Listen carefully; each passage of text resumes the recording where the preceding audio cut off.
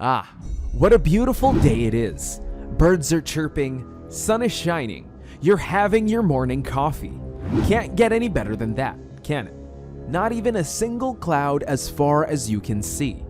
But all of a sudden, you see a black dot appear in the sky and coming closer to you. What's that? Few seconds later, you realize it's a spaceship, not a small one, more like those from the movies like Independence Day. Dozens of smaller aircrafts are being torpedoed from the spaceship that make their way to the surface. Your whole life is upside down now. Do we stand a chance against an alien invasion? Let's find out in today's episode, because here's what would happen if we were attacked by extraterrestrial forces. Make sure to leave a like if you enjoy this epic scenario and subscribe to our channel.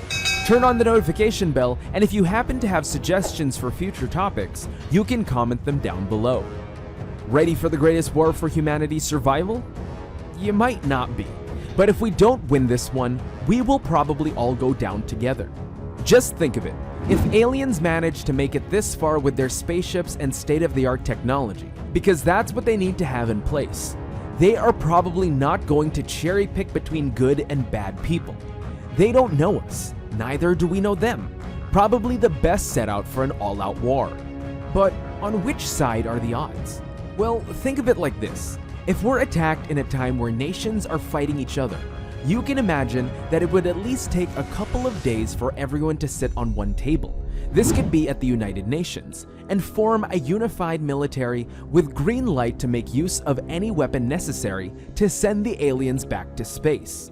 The problem is that if aliens have made it this far, they will have sophisticated technology in place and also military gear that could well be above our level.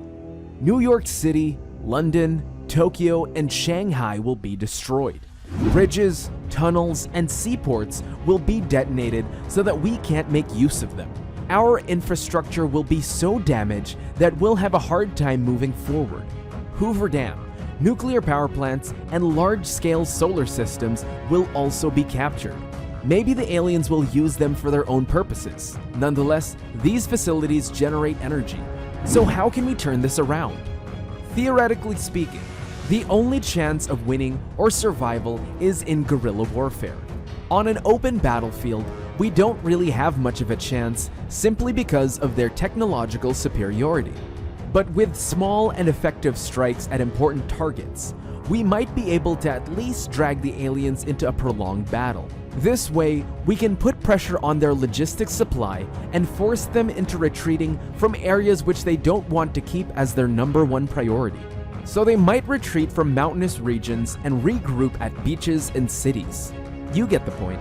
It's all about gaining ground and slowly pushing back. Of course, millions of people will die in the process. It may likely be that for every dead alien, 200 to 500 people will eventually die. And since aliens travel the galaxy in search of exploiting other planets, we can assume that they don't just want to destroy Earth, but make use of it. That's the best argument to actually fight for it. Burning down forests and drying up rivers would probably be not in their interest. Attacking the mothership in the sky is difficult and dangerous. It is well protected. After all, that's where the supplies are coming from. If we want to win this war, we will have to keep the aliens on soil, busy with guerrilla warfare, while we prepare at the same time to take down the spaceship. Only this time, we can ensure to win the battle. But how likely is this really? As weird as it may seem to fight aliens, there's always a chance to win. It may be small, but it's important to understand how the enemy works in order to effectively infiltrate it and destroy it from within. That's probably the only chance we have. Let's hope that this will never be a reality, just in case. Thanks for tuning in today's episode. Have a great day.